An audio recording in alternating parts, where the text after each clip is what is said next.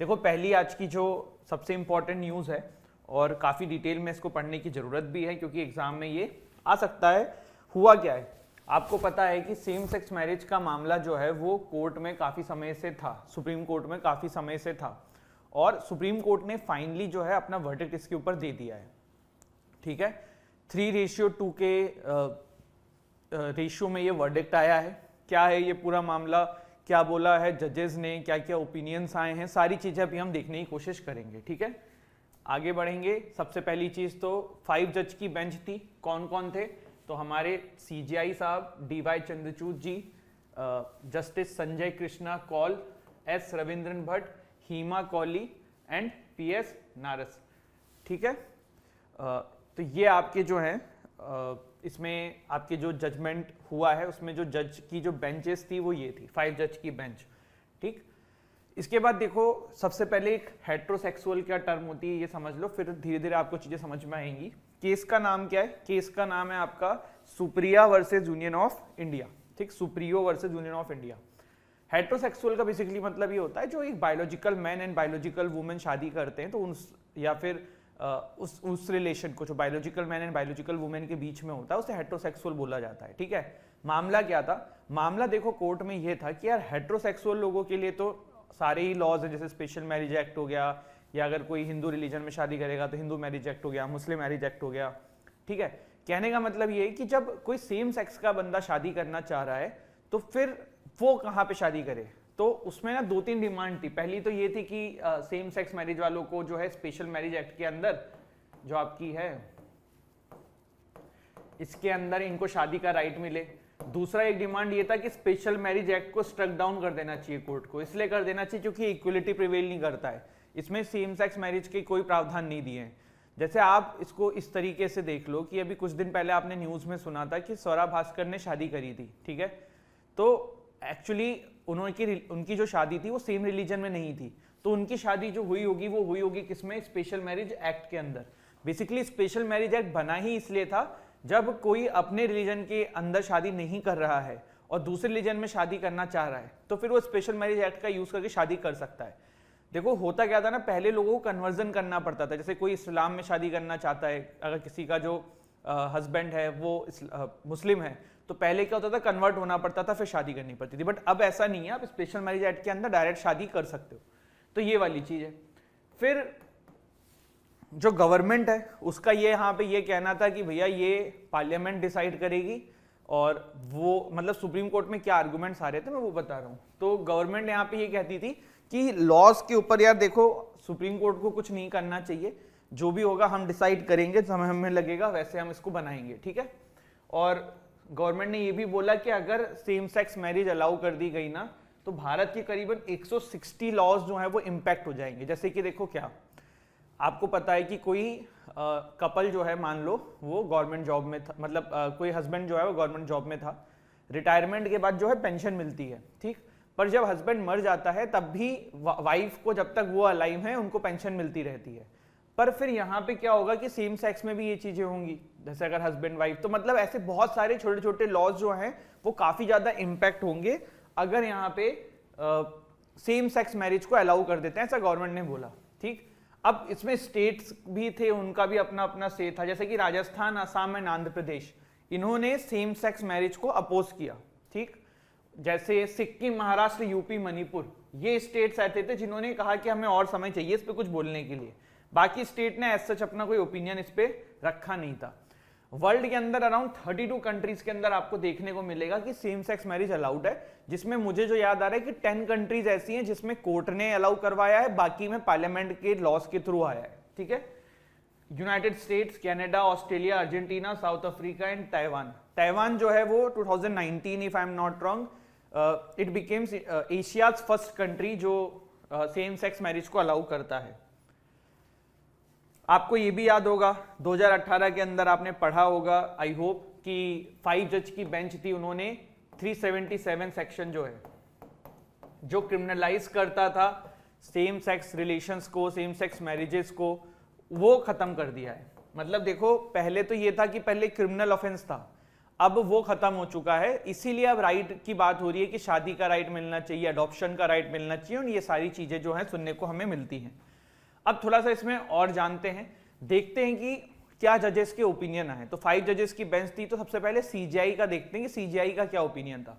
तो सीजीआई का देखो ना, सेम सेक्स मैरिज के फेवर में ही कहीं ना कहीं ओपिनियन था, अडॉप्शन के फेवर में था कि सेम सेक्स मैरिज के जो कपल है, एलजीबीटीक्यू कपल्स हैं, वो अडॉप्शन भी कर सकते हैं। इस तरीके का आप जो है सीजीआई का ओपिनियन देख सकते हैं। कैसे, जैसे कि देखो सीजीआई का कहना था कि सिर्फ पार्लियामेंट जो है ना वही डिसाइड नहीं कर सकती है कि भाई शादी कैसे होगी, क्या होगी, सुप्रीम कोर्ट के पास भी ये पावर है।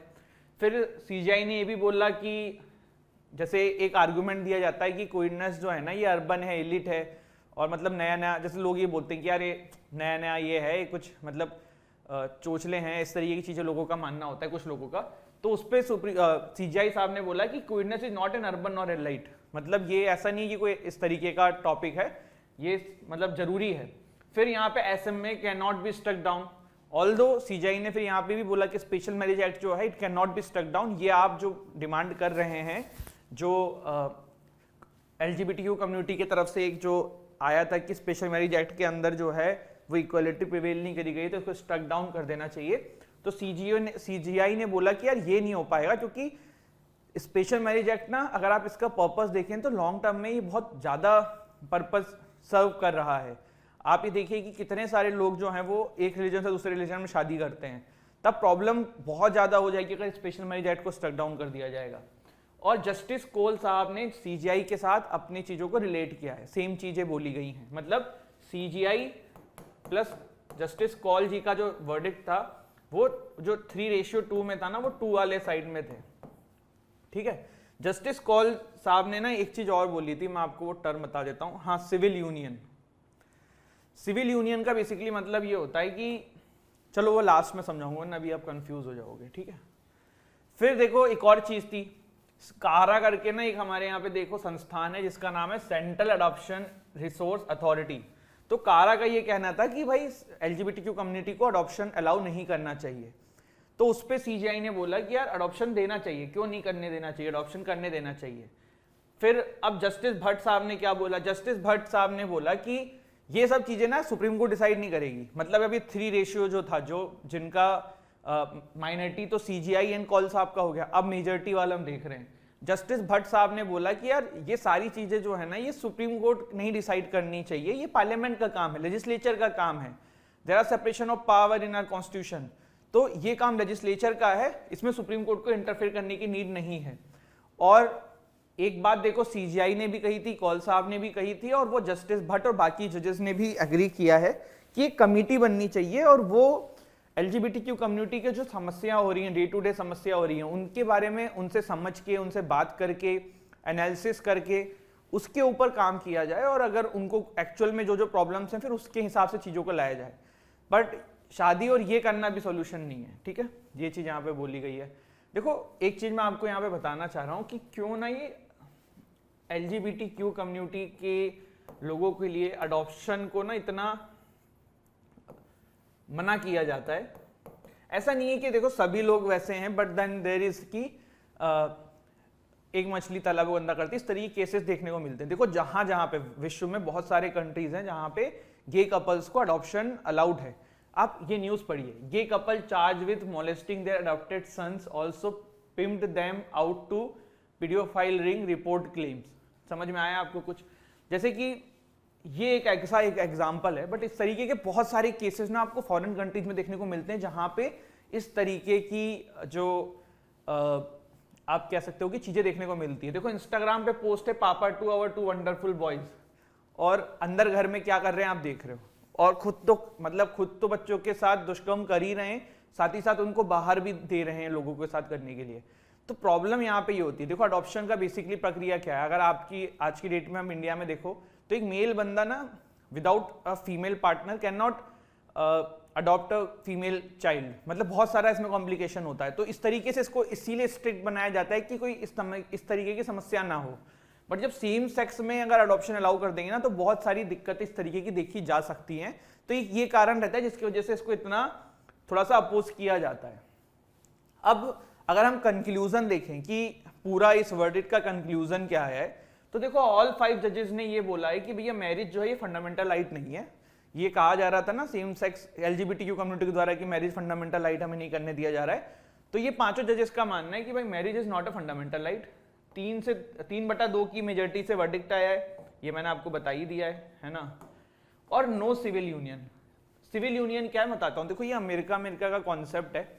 बेसिकली सिविल यूनियन का मतलब ये होता है कि कोई चीज ना ऑफिशियली रिकॉग्नाइज नहीं करी गई है, लेकिन उसके जो बेनिफिट है वो दिए जा रहे हैं। जैसे आप इसको ऐसे एग्जांपल ले लो कि एलजीबीटीक्यू कम्युनिटी को शादी अलाउ नहीं करी हमने, कि भाई मैरिज अलाउड नहीं है स्पेशल मैरिज एक्ट के अंदर, पर उनको सिविल यूनियन अलाउ कर दिया। सिविल यूनियन मतलब कि फिर जो मैरिज वाले जो लोग होते हैं, जैसे जो एक नॉर्मल कपल होता है, उसके जितने बेनिफिट्स हैं वो एंजॉय कर सकते हैं विदाउट गेटिंग मैरिड। मतलब आपने डायरेक्टली मैरिज अलाउ नहीं करी, लेकिन सिविल यूनियन अलाउ करा है कि उसके जो बेनिफिट पर्क्स होंगे वो आप ले सकते हैं। बट यहाँ पे इंडिया में उसके लिए भी मना कर दिया गया है पांचों जजेस के द्वारा। नो सिविल यूनियन की जो एक मेन चीज सामने निकल के आई है, इसमें आई थिंक 5 जजेस थे, 3 थे, ये देखना पड़ेगा, बट ये भी एक इसमें से चीज निकल के सामने आई है। ठीक है, इसके बाद हम स्पेशल मैरिज एक्ट की डिस्कशन कर रहे हैं कि सर स्पेशल मैरिज एक्ट, तो थोड़ा सा इसको पढ़ लेते हैं, इस पर भी क्वेश्चन बन सकता है।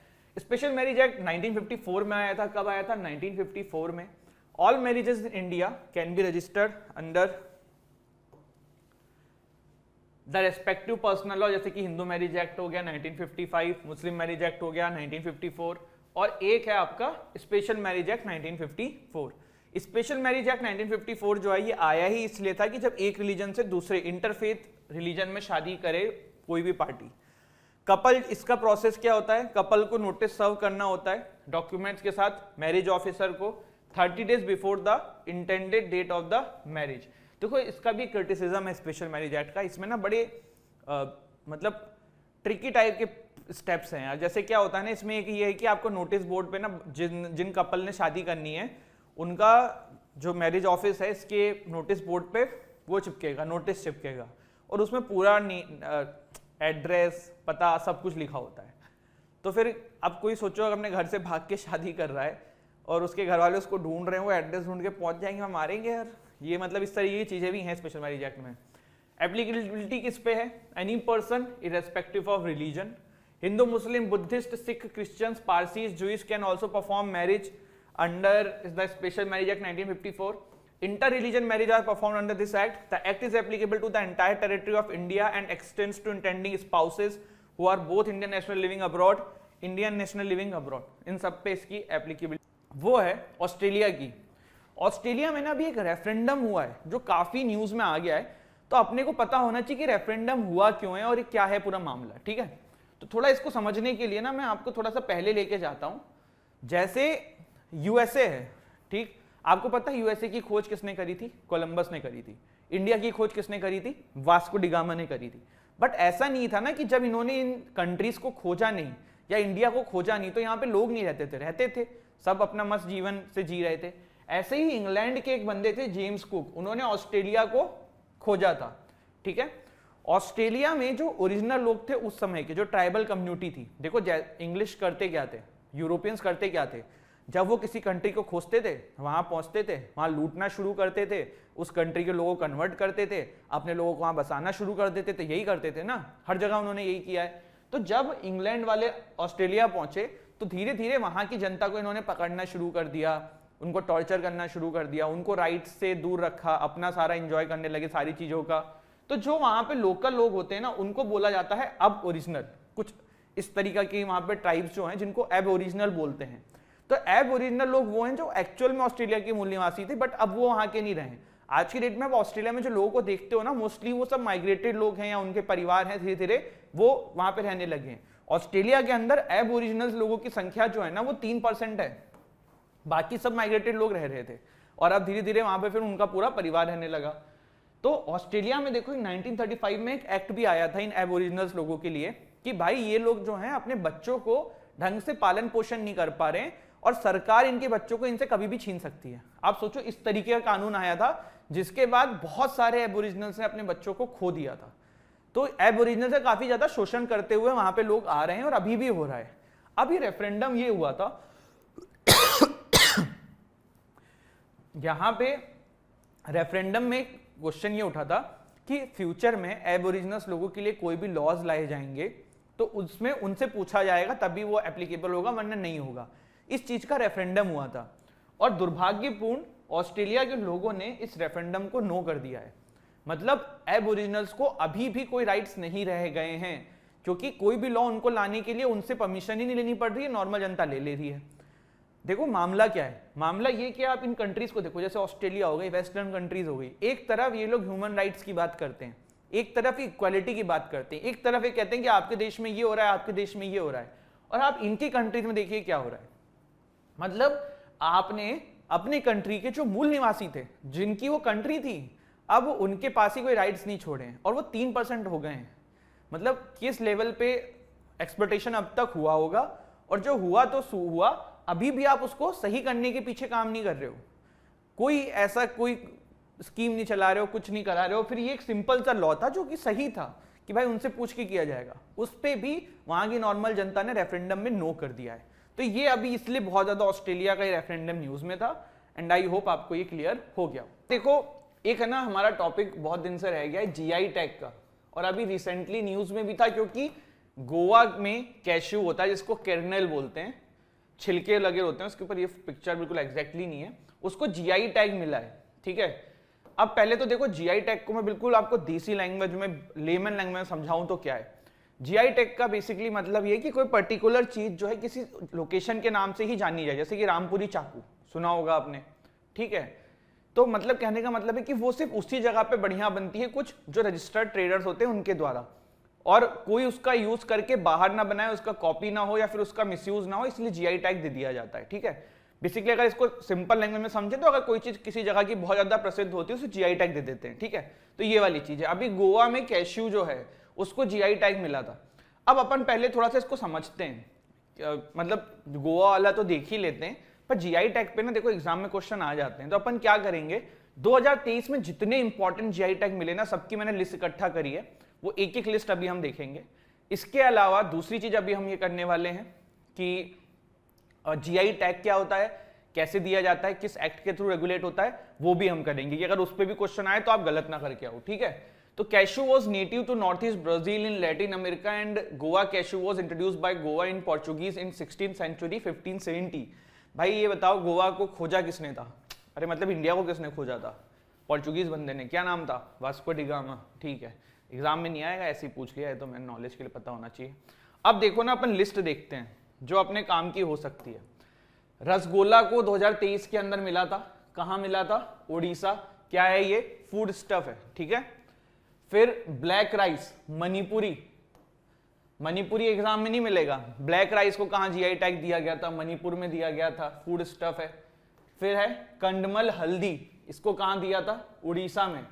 ठीक है, फिर मलाई पुंडू फ्रॉम कोडिकनाल तमिलनाडु, एग्रीकल्चर से रिलेटेड है।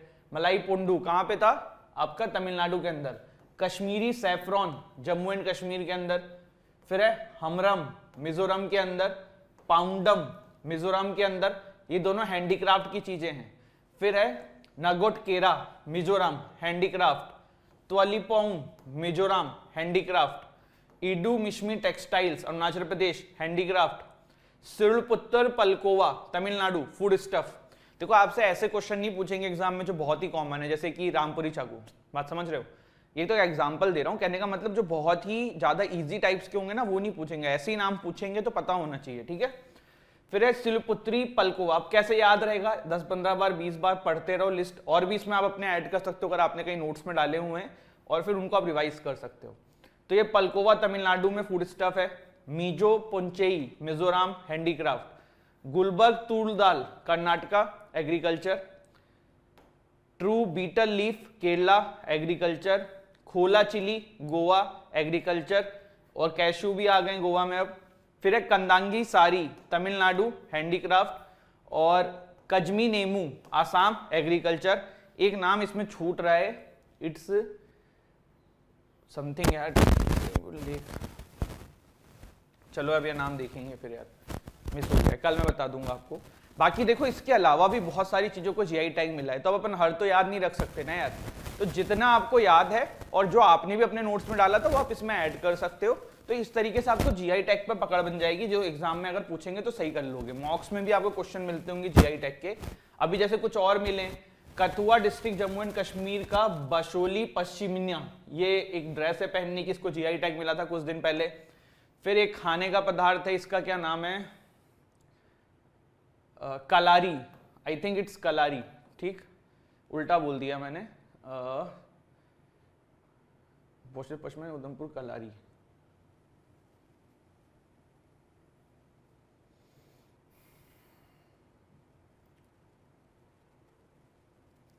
देखो मुझे जो लग रहा है ये पश्चिमा यही है, बशोली पश्मीना ये पहनने वाला है, और कलारी जो है ये है आपकी पॉपुलर डोगरा क्यूजीन है जिसको जीआई टैग मिला है। तो ये दो आपके हैं, ये दोनों जम्मू कश्मीर से हैं, ठीक है।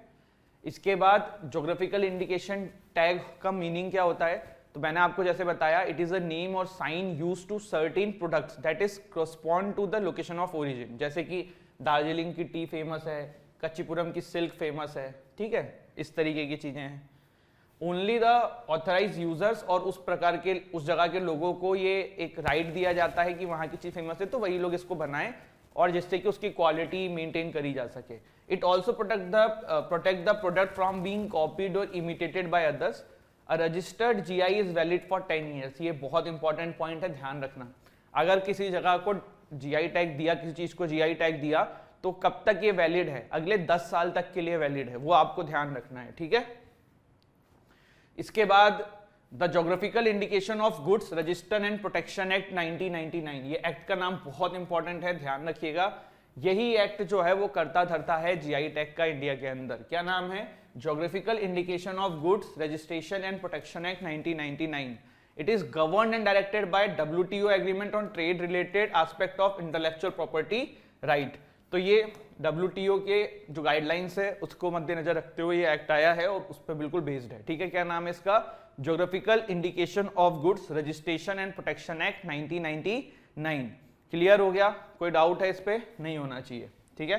एक बार जल्दी से इसको रिवाइज करते हैं। Geographical indication of goods registration and protection act 1999 govern करता है WTO agreement on trade related aspect of intellectual property rights के मद्देनजर इसको बनाया गया है। जीआई टैग क्या होता है, जीआई टैग किसी एक पर्टिकुलर लोकेशन में कोई चीज बहुत फेमस हो जाती है उसको दिया जाता है। मैक्सिमम कितने समय तक के लिए देते हैं गाइस, 10 ईयर्स के लिए यहाँ पे जीआई टैग जो है वो वैलिड रहता है। फिर थोड़ा सा बशोली पश्चिमा एंड उधमपुर की कलरी एक खाने की कुजीन है जम्मू कश्मीर की, इनको अभी जल्दी मिला है।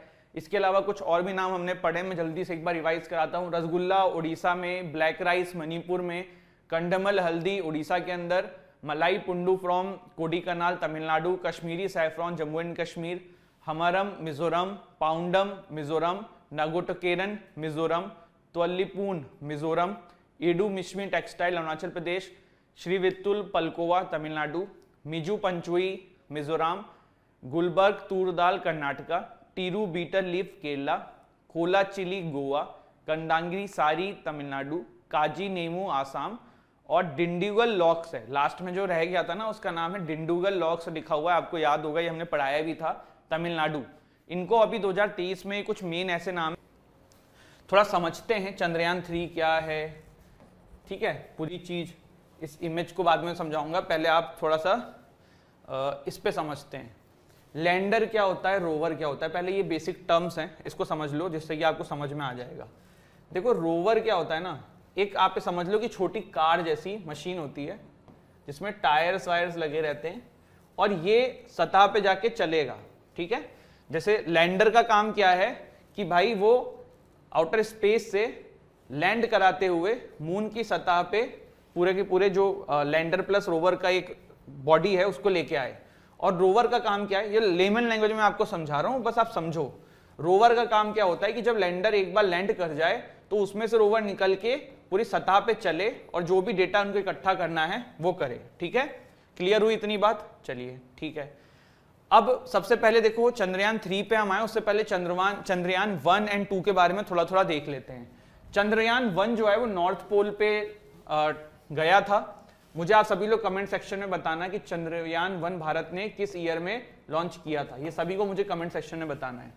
तो it was lost after 1 year. ऐसा नहीं है कि चंद्रयान 1 जो है वो फेलियर था। चंद्रयान 1 ने 1 साल काफी अच्छा काम किया, काफी सारे डेटा कलेक्ट किए, 1 साल के अंदर उन्होंने काफी सारा डेटा दिया, बट एक दिन सडनली ही उससे कनेक्शन जो है वो हमारी इसरो का खत्म हो गया और उसके बाद it was lost after 1 year. ठीक है, तो ये था चंद्रयान 1। फिर चंद्रयान 2 जो है ये 19 में गया था, साउथ पोल के ऊपर इसको भेजा था हमने, मून के साउथ पोल पे। इसमें देखिए 3 कंपोनेंट थे, पहला था ऑर्बिटर, दूसरा था लैंडर और तीसरा था रोवर।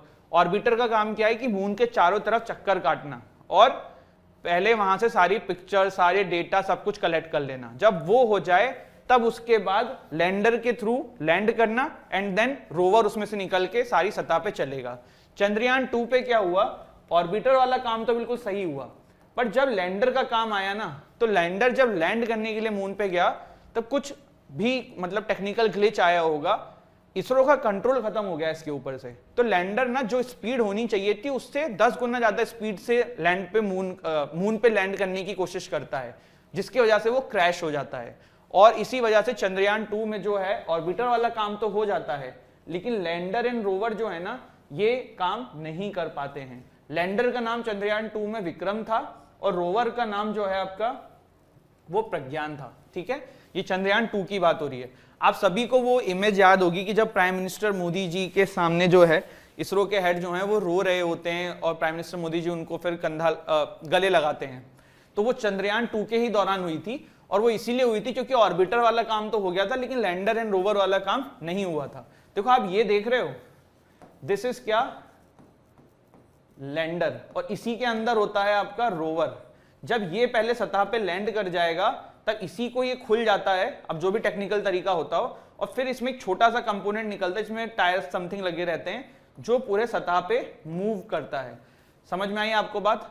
अब आप बोलोगे कि सर ये साउथ पोल पे ही क्यों ज्यादा इंफेसिस कर रहे हैं हम लोग? तो देखो साउथ पोल पे इसलिए कर रहे हैं मून पे क्योंकि साउथ पोल में ऐसा बताया जाता है कि ज्यादा मिनरल्स और ऐसी इंपॉर्टेंट चीजें निकल सकती हैं जो हमारे लिए फ्यूचर में काम में आ सकती है। मून पे लैंड कराना हमारा लिए इतना इंपॉर्टेंट क्यों है? देखो वो इसलिए इंपॉर्टेंट है कि कल को जैसे यू नेवर नो कि मून पे क्या मिले, तो वहां पे उसको क्लेम कौन सी फॉरेन कंट्रीज कर सकती हैं जो कभी ना कभी वहां पे पहुंची हो, जैसे कि यूएस पहुंचा है, रशिया पहुंचा है, चाइना पहुंचा है, भारत चौथा हो जाएगा अगर हम भी सक्सेसफुली लैंड करा लेते हैं।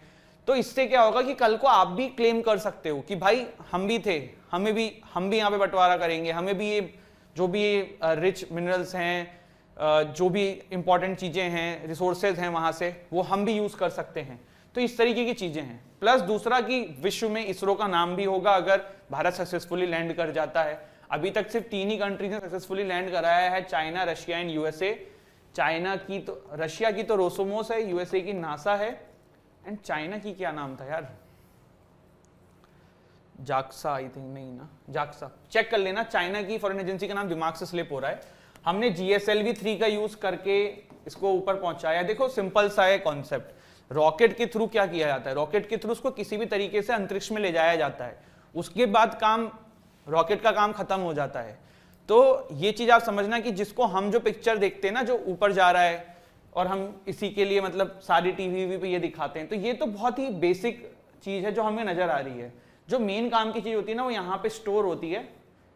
यहाँ पे आप देख सकते हैं पेलोड जिसको हम बोलते हैं। यहाँ पे पेलोड क्या है, चंद्रयान 2 के अंदर, सॉरी चंद्रयान 3 के अंदर जो है पेलोड है आपका रोवर एंड लैंडर। कैसे दिखते हैं ये? कुछ इस तरीके से दिखते हैं। ठीक है, एक और चीज ध्यान रखना, चंद्रयान 2 एंड चंद्रयान 3 में क्या अंतर है, उसमें हमने ऑर्बिटर का भी कंपोनेंट डाला था। चंद्रयान 3 में देयर इज नो ऑर्बिटर का कंपोनेंट, मतलब डायरेक्ट लैंडिंग होगी।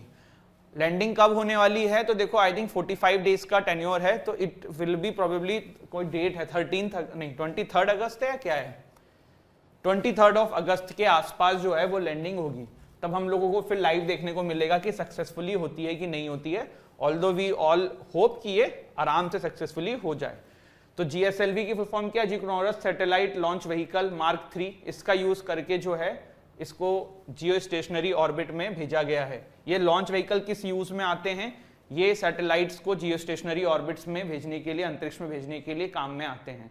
तो this is what you all needed to know about Chandrayaan.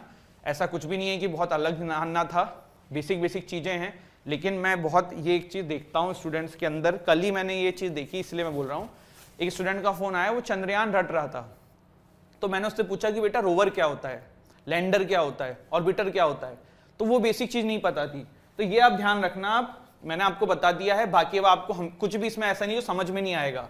देखो, जो चारों तरफ चक्कर काटेगा मून के, वो ऑर्बिटर कंपोनेंट होता है, जो लैंड कराएगा वो आपका लैंडर होता है, और जिसको यहाँ पे चलना है वो रोवर होता है। बिल्कुल सिंपल लेमन लैंग्वेज में समझ लो। इसके बाद इसको आप जब पढ़ोगे इस आर्टिकल को, चाहे मैगजीन्स में, चाहे यहाँ, चाहे कहीं, आपको सब समझ में आएगा। पर यही बेसिक चीज समझ में नहीं आती स्टूडेंट्स को, फिर वो रटने में लगे रहते हैं, तो उनको लगता है कितना टफ है ये। टफ ऑफ कुछ नहीं है, बट द थिंग इज कि बेसिक्स हमारी क्लियर नहीं है, जो मैंने अभी कर दी है। और क्या है ये भी मैंने बता दिया है, नोट्स बना लेना, जो जो बोला है सारी चीजें नोट कर लेना, ठीक है। तो I hope you have find this video useful. Don't forget to like share subscribe the channel. हंसते रहो, मुस्कुराते रहो, पढ़ाई करते रहो। जय हिंद, जय भारत। तो साउथ पोल जो है ना, वो इतना इंपॉर्टेंट हो गया है अचानक से कि सारी कंट्रीज जो हैं वो मून के साउथ पोल पे लैंडिंग कराना चाहती हैं। जैसे कि रशिया का जो लूना 25 था वो भी साउथ पोल पे ही जा रहा था। इंडिया का भी अभी जो चंद्रयान 3 है वो साउथ पोल पे जा रहा है। और फ्यूचर में लाइन से अभी बहुत सारे पेंडिंग है, जैसे यूएसए ने अपना अनाउंस किया है, जापान ने अपना अनाउंस किया है। तो ये क्यों कर रहे हैं? देखो, साउथ पोल ना क्यों इंपॉर्टेंट है, पहले ना थोड़ा सा मैं आपको पहले एक चीज और समझ लो। अर्थ एंड मून के बीच की डिस्टेंस कितनी होती है? 384,400 किलोमीटर, ठीक।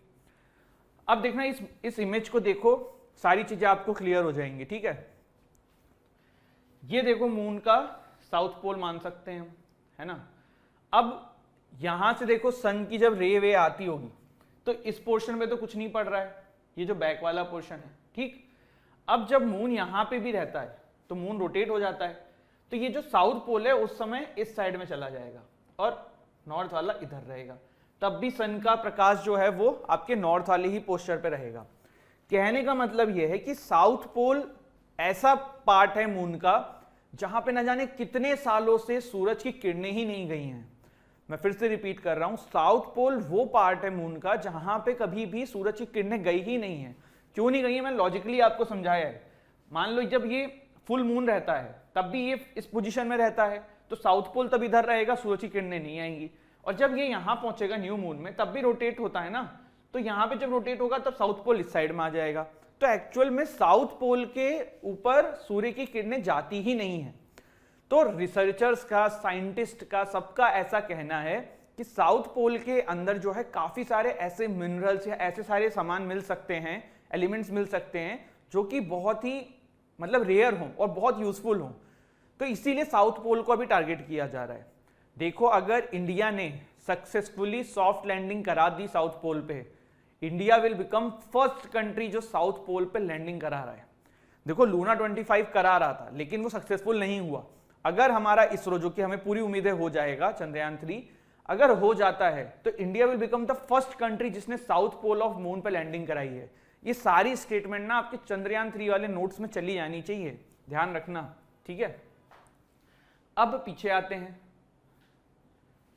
ठीक है। तो देखो, साउथ पोल में ना इस तरीके के ऐसे ऐसे आपको स्ट्रक्चर्स दिखेंगे। इसको कुछ बोलते हैं, मेरे दिमाग से भी ना क्रिएट या समथिंग, कुछ ऐसे शब्द है, इसके लिए मेरे को अभी समझ में नहीं आ रहा वो क्या है, मतलब पढ़ा था मैंने बट अभी दिमाग से निकल रहा है।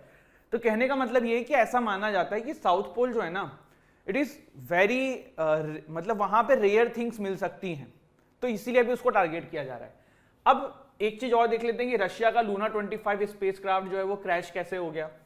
तो रशिया की जो स्पेस एजेंसी है रोसोमोस, उनका ऐसा कहना है कि देखो, रशिया का जब ये लूना 25 था ना, ये ऑर्बिट बदल रहा था। ऑर्बिट मतलब समझते हो ना, जब ये ऐसे ऐसे ऑर्बिट होते हैं, तो ये जब ऑर्बिट बदल रहा था ना, उसमें इसकी स्पीड को कंट्रोल नहीं कर पाई और ये क्रैश हो गया, ठीक है। इसीलिए लूना 25 क्रैश हुआ है, रोसोमोस का ये कहना था इसके पीछे। अब पहले ना थोड़ा सा डेटा पे मैं आऊंगा, उससे पहले देख लो और भी चीजें कि यूएसए ने भी अनाउंस किया है कि बहुत ही जल्द वो जो है साउथ पोल के ऊपर लैंडिंग कराएंगे मून के ऊपर, फिर 2025 में एस्ट्रोनॉट को तक भेजने की बात कही है। वहीं जापान के टोयोटा की कही गई है कि कार भेजी जाएगी मून के ऊपर। तो मतलब ये सभी ने अनाउंस कर दिया है, साउथ पोल को एवरीवन इज टारगेटिंग। बट अगर इंडिया ने यहाँ पे कर दिया तो हम सबसे पहले बन जाएंगे। इसके अलावा एक और चीज है, देखो, जब 2009 में हमारा चंद्रयान मिशन गया था पहली बार, तो इंडिया ने ये बात डिस्कवर कर लिया था कि भाई चंद्रमा के ऊपर पानी अवेलेबल है, ऑल्दो वो वेपर फॉर्म में है, सॉलिड फॉर्म में है, लेकिन पानी वहां पे है, वाटर इज देयर। एक क्वेश्चन आपके दिमाग में आता है कि सर मून के पीछे लोग क्यों पड़े या साउथ पोल के पीछे क्यों पड़े? तो बहुत ही सिंपल सी बात है, मैंने आपको बताया कि कल को अगर कोई चीज वहां पे यूज होगी तो पहले उस कंट्री पे सबसे पहले उसके ऊपर अपना हक कौन जताएगा? जो वहां पे पहुंचा हुआ है ना। जैसे मून पे यूएसए अगर गया, इंडिया गया, साउथ पोल पे भी सिर्फ इंडिया गया हुआ है, और अगर इंडिया के जाते जाते वहां कोई चीज मिल जाए और बाकी कंट्रीज कभी ना जा पाए, तो उस पर भाई इकलौता इंडिया कहेगा ना कि यार हमने ढूंढा है, हम करेंगे। तो ऐसे ही ऐसे जो कंट्री वहां पे पहुंची है पहले उनका राइट बनेगा। तो पहली चीज तो ये। दूसरा है, फ्यूचर में ये भी प्लानिंग हो सकती है कि मून के ऊपर इंफ्रास्ट्रक्चर डेवलप किया जाए, कि जो हमारे साइंटिस्ट वहां जाते हैं वो जाके वहां रुक सके, पानी क्योंकि है ये तो पानी को किस फॉर्म में कन्वर्ट कैसे किया जाएगा, तो बहुत सारी चीजें हैं, ठीक है। तो दीज आर द थिंग्स जिसकी वजह से मून के ऊपर साउथ पोल पे भी जाने की सोची जा रही है। अब एक और चीज है, आपने प्रोपल्सन करके एक शब्द अभी सुन रहे होगे कि भाई मून का जो है वो प्रोपल्शन मॉड्यूल अलग हो गया है, मून का बोलो चंद्रयान 3 का प्रोपल्शन मॉड्यूल अलग हो गया है, और आपका जो रोवर और वो है वो सॉफ्ट लैंडिंग करेगा, ठीक है, यही सुन रहे हैं ना। तो प्रोपल्शन मॉड्यूल अब क्या करेगा? तो देखो ये इस तरीके से अलग हुआ होगा, और आप यहां पे देखना, ये आपका ना प्रोपल्शन मॉड्यूल जो है ये एज ए सैटेलाइट की तरह काम करेगा, and it will work as a connecting dot between ISRO and आपका चंद्रयान 3, या फिर रोवर जिसको हम बोल दें, कि जब सॉफ्ट लैंडिंग हो जाएगी, मतलब ये एज ए सैटेलाइट की तरह काम कर रहा है अब, जिसके थ्रू इसरो जो है वो यहाँ पे जो भी एक्टिविटीज होंगी उन पे रिसर्च मतलब नजर रख सकेगा, ठीक है। अब एक क्वेश्चन आता है कि सर ये सॉफ्ट लैंडिंग कैसे होती है? देखो जब मून के सरफेस से कुछ डिस्टेंस पे ये आपका रोवर रहने वाला है, तो इसमें ना एक चीज आप समझना, वो डिस्टेंस कितनी है वो तो जो भी इसरो ने सेट किया हो, पर इसके अंदर सेंसर लगे होते हैं। तो जैसे ये कुछ डिस्टेंस पे पहुंचेगा ना, यहाँ पे इंजन चालू हो जाएगा, और सॉफ्ट लैंडिंग का मतलब यही, वरना ऐसे तो बहुत तेजी से आके गिरेगा, ब्लास्ट हो जाएगा, तो वो फिर स्पीड उसकी स्लो हो जाएगी इंजन स्टार्ट होने के बाद, वो धीरे धीरे करके लैंड करेगा, जो कि प्रोबेबली आज इवनिंग तक हो जाना चाहिए। तो ये यहाँ पे कुछ चीजें थी इसमें जो नई कुछ अपडेट्स थी, जो मुझे लगा आपको बता दिया जाए। रशिया का लूना 25 मैंने आपको बताया कि ये अभी क्रैश हो गया है। इसके क्रैश होने के पीछे भी काफी कारण है। एक तो इन्होंने बहुत जल्दीबाजी में किया कि इंडिया से पहले कर लें, और पता है आपको इंडिया से बाद में लॉन्च हुआ है। मैं आपको ना इसका वो दिखाता हूँ। देखो लूना 25 जो है ना, ये अगस्त ऑफ 10th को लॉन्च हुआ था, और हमारा जो है वो चंद्रयान जुलाई को हुआ था। अब आप कहोगे कि सर ये इतना जल्दी कैसे पहुंच गया? देखो एक्चुअली इसरो का, अगर आपने अक्षय कुमार वाली एक मूवी है, मुझे नाम याद नहीं आ रहा उसका, आपने वो कुछ समथिंग ऐसी थी यार, नाम याद नहीं आ रहा, तो उस जो साइंटिस्ट थे उसमें क्या दिखाया गया था कि इसरो का सबसे पहला मेन कंसर्न रहता है कि कम बजट में किया जाए, क्योंकि ये जो रोसोमस हैं या फिर जो यूएसए हैं, नासा हैं, इन लोगों के पास बहुत बजट होता है, तो they spend a lot of money. तो इसने ना डायरेक्ट रूट अपनाया था। हमने क्या किया, ऑर्बिट के थ्रू पहुंच के स्लो काम किया है, जिसमें कि हमने फ्यूल का यूज कम किया है। लूना 25 ने बहुत ज्यादा फ्यूल का यूज किया है, हमने इतना फ्यूल का यूज नहीं किया, क्योंकि अपना बजट एक जो था वो कम था। अब ये यहाँ पे पहुंच के सक्सेसफुल नहीं हो पाया, उसमें इसका कोई लेना देना नहीं कि डायरेक्ट गए थे, बट ये जो कि जल्दी इसलिए पहुंचे ये मैंने आपको बताया है, ठीक है। और थोड़ा सा और डिफरेंस है, जैसे लिफ्ट ऑफ मास चंद्रयान 3 का 3900 kg है, लूना 25 का सिर्फ 1750 kg था। लैंडिंग साइट से क्या लेना देना, बहुत ही अगल बगल ही थी। मिशन लाइफ इसकी 14 डेज थी, लूना 25 की 1 ईयर थी।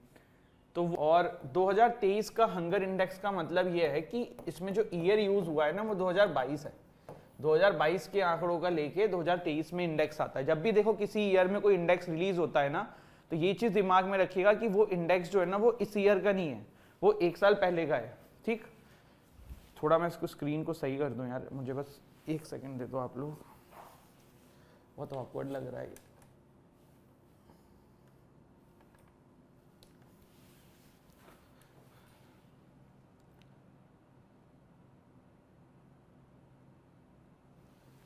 ठीक है, तो वर्ल्ड हंगर इंडेक्स के बारे में अगर हम देखें तो भारत की रैंकिंग जो है ना बिल्कुल अच्छी नहीं आई है। भारत की रैंकिंग इस बार आई है 111 और टोटल कंट्रीज ही आपकी 125। मैं फिर से रिपीट कर रहा हूं, इंडिया की रैंक जो आई है वो 111 आई है आउट ऑफ 125 कंट्री, जो कि बिल्कुल दुर्भाग्यपूर्ण है। अब हमारी गवर्नमेंट देखिए इस पे क्या बोलती है, प्रोबेबली यही बोलेंगे कि भाई हम इससे रिलेट नहीं करते हैं या इसमें मापदंड जो है वो सही यूज़ नहीं हुआ है। इस तरीके की चीज़ें देखने को सुनने को मिलती है।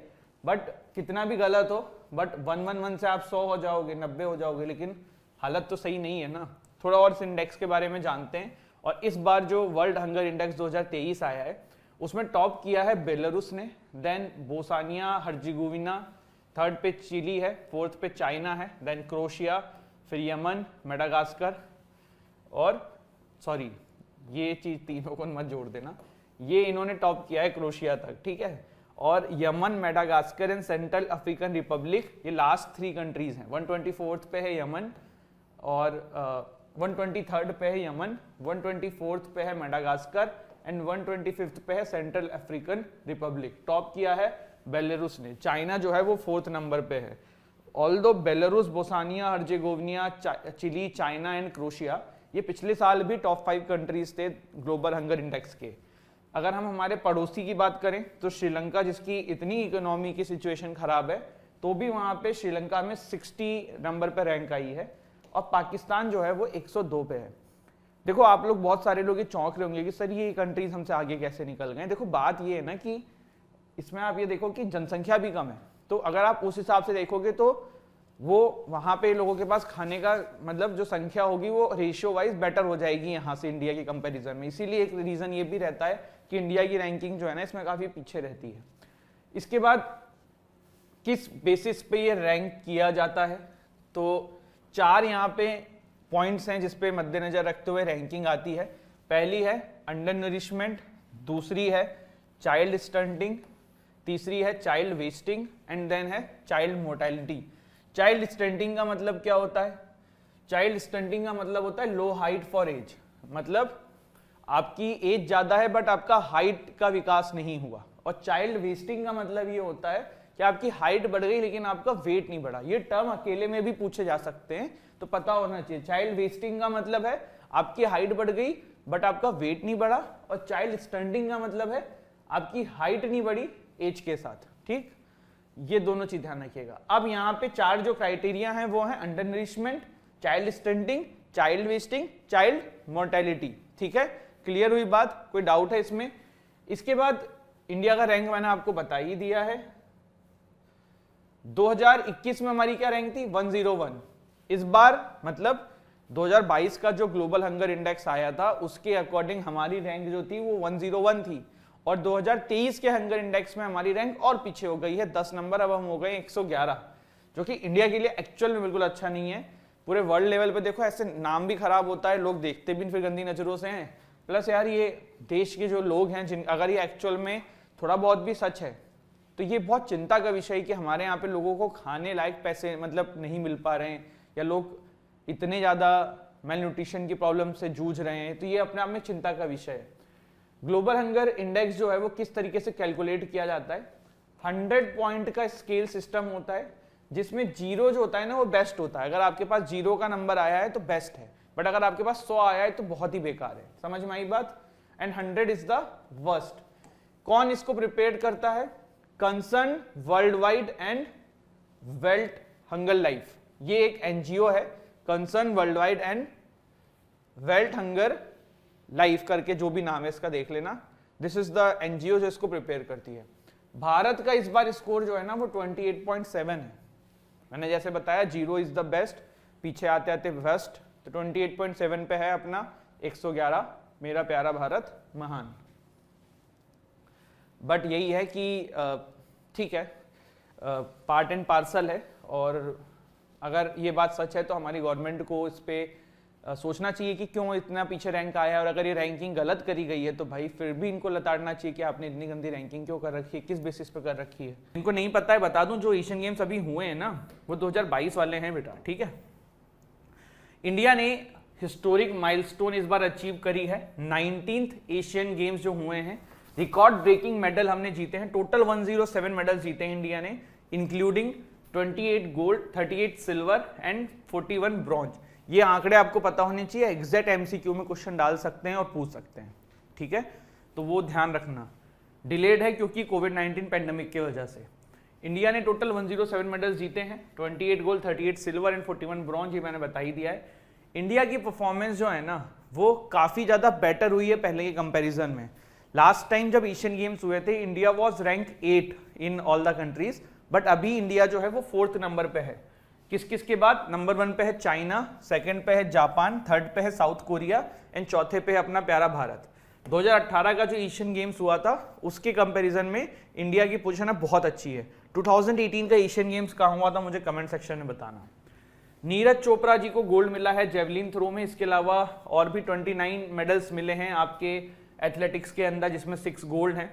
स्वास्तिक राज रानिकरेड्डी एंड चिराग शेट्टी, ये इंडिया के पहले एशियन गेम्स के भारत के पहले ऐसे जोड़ी बनती है जिसने एशियन गेम्स के अंदर बैडमिंटन के डबल्स में गोल्ड जीता है। इससे पहले बैडमिंटन के डबल्स में किसी ने गोल्ड नहीं जीता था, पर सात्विक और चिराग दोनों के द्वारा मिलके डबल्स के अंदर पहली बार एशियन गेम्स में गोल्ड जीता गया है। समझ में आई बात? बहुत अच्छी बात है, समझ में आई तो। फिर है मेंस हॉकी टीम गोल्ड जीतती है, साथ ही साथ ओलंपिक के लिए क्वालिफाई कर जाती है। ओलंपिक अगले कहाँ होने वाले हैं? पेरिस में। कब होने वाले? Next year. इंडिया की मेडल टैली जो है वो कुछ नए शाखाओं में भी खुली है, जैसे कि roller skating, sailing, table tennis, rowing and equestrian sport. पहले इन चीज़ों में भारत की टैली नहीं खुलती थी या भारत इनमें मेडल्स नहीं लाता था, बट इस बार भारत को मेडल इन जगहों पे भी मिले हैं। ठीक है, चलिए। ई स्पोर्ट जो है ये पहली बार ऑफिशियली एज ए गेम की तरह एशियन गेम्स में लाया गया था और इसमें करीबन 30 कंट्रीज ने पार्टिसिपेट भी किया था और लोगों को गोल्ड मेडल भी मिले हैं।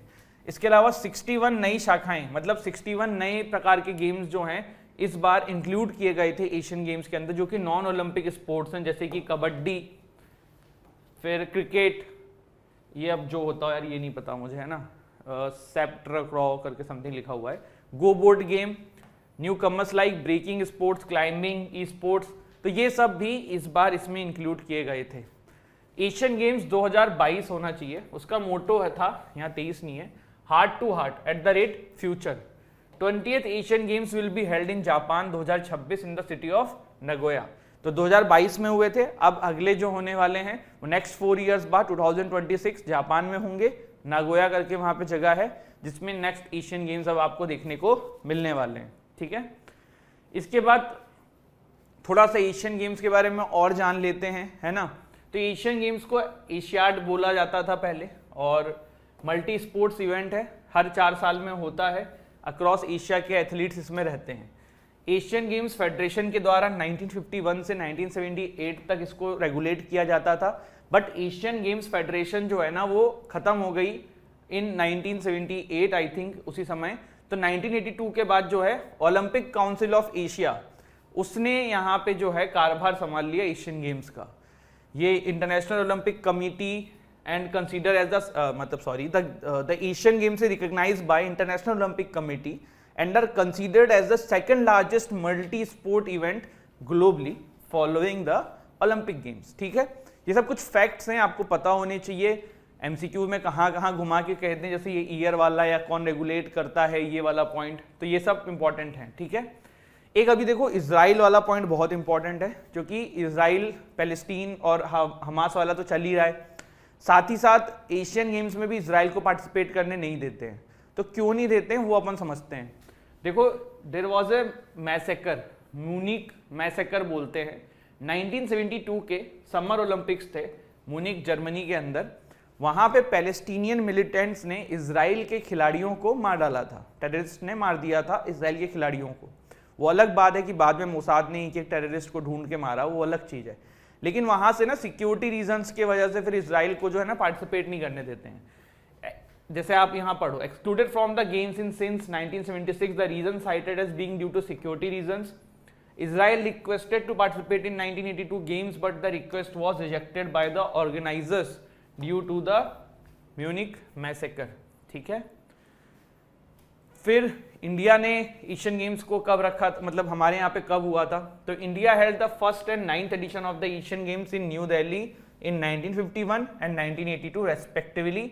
India is consistently ranked in the top 10 in the medals tally, और इस बार तो हमने बहुत ही तगड़ा किया है। और कभी कोई ऐसा एशियन गेम्स नहीं हुआ जिसमें हमको एक गोल्ड ना मिला हो मिनिमम, ठीक है, तो वो एक और अच्छी चीज है। Paris will host the Olympics for the second time. अब देखो ओलंपिक्स की बात करी थोड़ा सा, उसके बारे में भी देख लेते हैं। नेक्स्ट ईयर ओलंपिक्स है, 2024 Olympics, Paris Olympic second time ये होस्ट करने जा रहा है। लंदन ने 3 बार कर रखा है। Paris Olympics which will be held in 2024 is the 35th edition of Olympics. Last Olympic जो है वो टोक्यो 2020 में हुआ था, ऑल्दो ये डिले हुआ था ड्यू टू द कोविड-19 पेंडेमिक। क्लियर हो गया इतना, कोई डाउट इतने में तो नहीं होना चाहिए आप लोगों का, ठीक है। आगे बढ़ते हैं। फेमस एक्टर मैथ्यू पेरी, और इनका एक टीवी सीरीज है फ्रेंड्स, मैंने तो नहीं देखा है, लेकिन बहुत ही कम ऐसे लोग होते हैं जिन्होंने नहीं देखा, उसमें से एक मैं भी हूँ।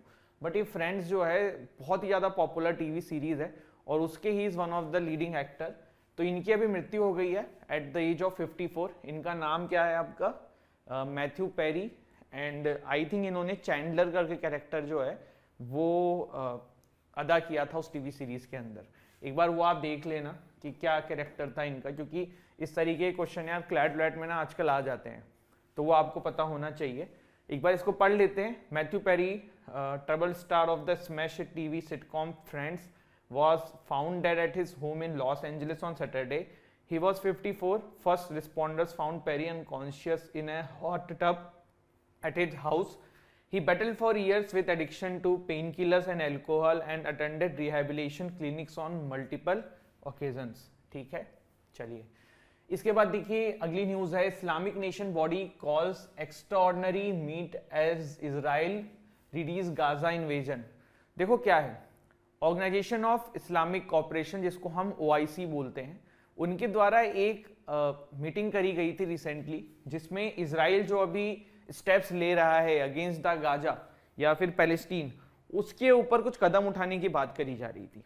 कुछ लोग ये कह रहे थे कि क्या ये OIC जो है मिलके वॉर घोषित कर देगा इसराइल के ऊपर या इस तरीके की चीजें, बट इस तरीके की चीजें नहीं करता है OIC, पहले भी नहीं किया है, इतनी पावरफुल बॉडी है भी नहीं। बट एक्चुअली OIC है क्या, क्या है ये पूरी बानी है, इसको समझने की कोशिश करते हैं, ठीक। तो देखिए OIC जो है इसको बोला जाता है ऑर्गेनाइजेशन ऑफ इस्लामिक कॉर्पोरेशन। क्या बोला जाता है, ऑर्गेनाइजेशन ऑफ इस्लामिक कॉर्पोरेशन। देखो विश्व में UN के बाद सेकेंड लार्जेस्ट बड़ी जो है ना ये आपकी एक ऑर्गेनाइजेशन है, मतलब UN में जितने मेंबर्स हैं उसके बाद अगर कोई बॉडी है जिसके पास सबसे ज्यादा मेंबर्स हैं तो वो एक आपकी OIC है। OIC जो है इसका collective voice of the Muslim world इसको अपने आप को बताती है। 1969 में इसको फाउंड किया गया था इन रबाट मोरक्को समिट में, after what it described as the criminal arson of Al Aqsa mosque in Jerusalem. उस समय भी देखो इजराइल की वजह से ही ये बॉडी फॉर्म हुई थी। अल-अक्सा मॉस्क देखो मुस्लिम कम्युनिटी के लिए बहुत ही इंपॉर्टेंट रिलीजियस साइट है। इजराइल ने उस समय अल-अक्सा मॉस्क को अपने अंडर में ले लिया था, और विश्व में फिर ऐसा हो रहा था कि बहुत सारे मुस्लिम कंट्रीज के लोग वहां पे विजिट करना चाह रहे थे पर ढंग से जा नहीं पा रहे थे, तो वहां से फिर ये सारी चीजें शुरू हुई थी। और अभी फिर इजराइल के मुद्दे पे आप देख रहे हो कि इकट्ठा हुआ है। ऐसा नहीं कि सिर्फ इसी समय ये अभी इनका मीट हुआ है, होता रहता है। हमारी लेट सुषमा स्वराज जी को भी इसमें बुलाया गया था, as a guest of honour I think बुलाया गया था। इंडिया जो है ना वो इसका मेंबर नहीं है ऑर्गेनाइजेशन ऑफ इस्लामिक कॉर्पोरेशन का, क्योंकि पाकिस्तान जो है ना वो इंडिया के ऊपर उल्टी उल्टी आरोप यहाँ पे लगाता रहता है, end of course Pakistan is a member of OIC, ठीक। It has 57 member countries. India is not a member of OIC. OIC endeavors to stabilize solidarity among member states, to support restoration of complete sovereignty and territorial integrity of any member state under occupation, to protect, defend and combat defamation of Islam. ठीक है, ये इनके objective आपने देखे। Headquarter कहाँ है OIC का, organisation of Islamic corporation का हेडक्वार्टर जो है आपका जेद्दा सऊदी अरेबिया में है। पहला चार्टर इन्होंने 1972 में अडॉप्ट किया था। चार्टर समय समय पे अडॉप्ट होते रहते हैं। अभी जो लास्ट चार्टर जो था आई थिंक 2008 डाकर इन सेनेगल में आपका अडॉप्ट किया गया था, और अभी तक वही चल रहा है, ठीक है। इतनी क्लियर हुई बातें, गुड, अच्छी बात है। इसके बाद देखो एक और अभी न्यूज थी। न्यूज क्या थी कि यूनाइटेड नेशन जो है वो आपका 24 अक्टूबर को बॉर्न हुआ है, मतलब ऐसा एनिवर्सरी मनाई जा रही थी। क्यों मनाई जा रही थी, एक्चुअली में यूनाइटेड नेशन की जो स्थापना है ना वो 24 अक्टूबर 1945 को हुई है। तो एक एडिटोरियल आया था, कुछ पीछे के जो आर्टिकल्स रह गए हैं वो हम देख रहे हैं। एक एडिटोरियल आया था यूनाइटेड नेशन फॉर्म कैसे हुआ था, थोड़ा सा इतिहास जान लेते हैं। देखो क्या हुआ था, एक्चुअली सिंपल सी बात है, सेकेंड वर्ल्ड वॉर के बाद यूनाइटेड नेशन की नीड फील हुई कि सभी कंट्रीज के बीच में कम्युनिकेशन का चैनल होना चाहिए। तो वहां से फिर आप कह सकते हो कि हाँ यूनाइटेड नेशन बॉर्न हुआ। लेकिन पूरा थोड़ा सा इसका कहानी क्या है ना वो समझते हैं। देखो वर्ल्ड वॉर 1 के दौरान क्या हुआ था कि उस समय भी कंट्रीज को ये चीज रियलाइज हुई थी कि यार हर कंट्रीज के बीच में ना आपस में कम्युनिकेशन होना चाहिए और इसके लिए एक चैनल इस्टेब्लिश करना चाहिए। तो वर्ल्ड वॉर 1 के बाद ना एक लीग ऑफ नेशंस क्रिएट करी गई थी। क्या? League of nation. इसका ऑफिस जेनेवा में था और इसका पर्पस यही था कि बाकी सभी कंट्रीज के बीच में कम्युनिकेशन रखे। लेकिन जब वर्ल्ड वॉर 1 के बाद इसको बनाया गया तो वर्ल्ड वॉर 2 रुकना चाहिए था ना, पर नहीं रुका। वर्ल्ड वॉर 2 के दौरान ये इस पर्टिकुलर ऑर्गेनाइजेशन का ऑफिस जो है ना बिल्कुल खाली पड़ा हुआ था जेनेवा के अंदर, इसने कुछ भी रोल अदा नहीं किया।